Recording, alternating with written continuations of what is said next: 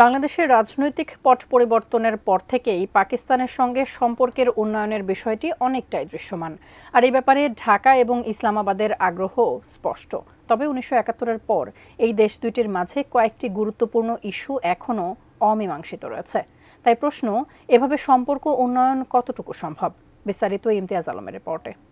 आंख उठाकर बांग्लादेश की तरफ देखने की उसकी आंखें निकाल देंगे कि हम अपने बंगाली भाइयों के साथ शाना बशाना खड़े हैं।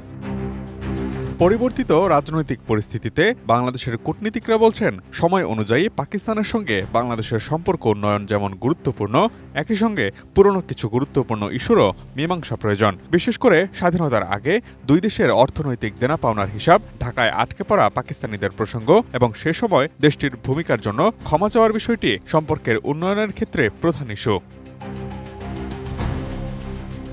২০০৯ থেকে ২০২৪ সাল পর্যন্ত আওয়ামী লীগ সরকারের আমলে বাংলাদেশ ও পাকিস্তানের মধ্যে সম্পর্ক ছিল অত্যন্ত শীতল। ২০১০ সালের শেষে পররাষ্ট্র সচিব পর্যায়ের বৈঠক এবং ২০১২ সালে তৎকালীন পাকিস্তানের পররাষ্ট্রমন্ত্রীর ঢাকায় সফর ছাড়া তেমন কোনো উল্লেখযোগ্য যোগাযোগই ছিল না। মানুষে মানুষে যোগাযোগ, অর্থাৎ ভিসা প্রাপ্তির ক্ষেত্রে জটিলতা, অশুল্ক বাণিজ্য বাধাসহ বিভিন্ন ধরনের প্রতিবন্ধকতাও ছিল। মোটা দাগে শুধু কূটনৈতিক সম্পর্ক বজায় রাখা ছাড়া অন্যান্য যোগাযোগ ছিল প্রায় শূন্যের কোঠায়। গেল অক্টোবরে পররাষ্ট্র উপদেষ্টা মোহাম্মদ তৌহিদ হোসেন বলেছিলেন, এই দূরত্ব কিছুটা ইচ্ছাকৃতই তৈরি করা হয়েছিল।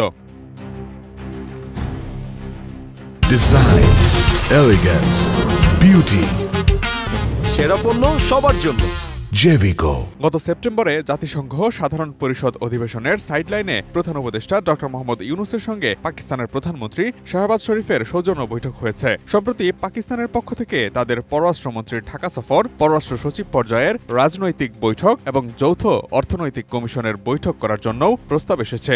ঢাকায় পাকিস্তান রাষ্ট্রদূতের কার্যক্রম এখন আগের যে কোনো সময়ের চেয়ে অনেক বেশি দৃশ্যমান। বিশেষজ্ঞ ও সাবেক কূটনীতিকদের মতে, বাংলাদেশের জাতীয় স্বার্থকে বিবেচনায় নিয়ে পাকিস্তানের সঙ্গে সম্পর্ক উন্নয়ন করা দরকার। তাদের মতে, প্রক্সি ওয়ার বা বাংলাদেশের ভূখণ্ড যেন অন্য দেশের বিরুদ্ধে ব্যবহার না হয় সে বিষয়ে সতর্ক থাকা দরকার। ঢাকা ও ইসলামাবাদের মধ্যে স্বাভাবিক সম্পর্কে কোনো সমস্যা নেই, কিন্তু ভারতের জন্য সংবেদনশীল বিষয়গুলোর প্রতিও নজর রাখা প্রয়োজন বলে মনে করছেন তারা। পররাষ্ট্রনীতির ক্ষেত্রে ঢাকার একটি শক্ত অবস্থান হচ্ছে বাংলাদেশের ভূখণ্ড অন্য দেশের ক্ষতির জন্য ব্যবহার করতে না দেওয়া। এই নীতির পরিবর্তনের সুযোগ নেই বলেই মনে করছেন সাবেক কূটনীতিকরা। সম্প্রতি ঢাকা ইসলামাবাদ সম্পর্কে পরিবর্তন এসেছে। ভিসা ব্যবস্থা আগের চেয়ে অনেক সহজ করা হয়েছে এবং দুই দেশের মধ্যে বাণিজ্য সুবিধা বাড়ানোর জন্য পাকিস্তান থেকে আসা কন্টেইনারগুলো নিবিড় পরীক্ষা বন্ধ করে সাধারণ পরীক্ষার ব্যবস্থা করা হয়েছে।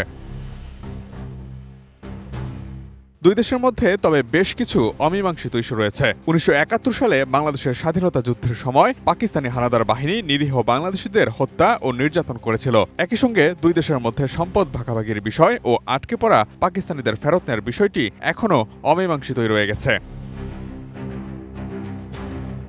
১৯৭১ সালে গণহত্যার ঘটনায় ক্ষমা চাওয়ার বিষয়টিও বেশ গুরুত্বপূর্ণ। সম্পর্ক এগিয়ে নিতে ক্ষমা প্রার্থনা ও ক্ষতিপূরণের বিষয়টি আপসহীন প্রশ্ন বলেও মনে করেন অনেক কূটনীতিক। গত অক্টোবরে পররাষ্ট্র উপদেষ্টা মোহাম্মদ তৌহিদ হোসেন সাংবাদিকদের বলেছিলেন, ১৯৭১ সালে বাংলাদেশে মানবতা বিরোধী অপরাধের কৃতকর্মের জন্য ওই দেশ ক্ষমা প্রার্থনা করলে দুই দেশের মধ্যে সম্পর্ক স্বাভাবিকীকরণ সহজ হবে।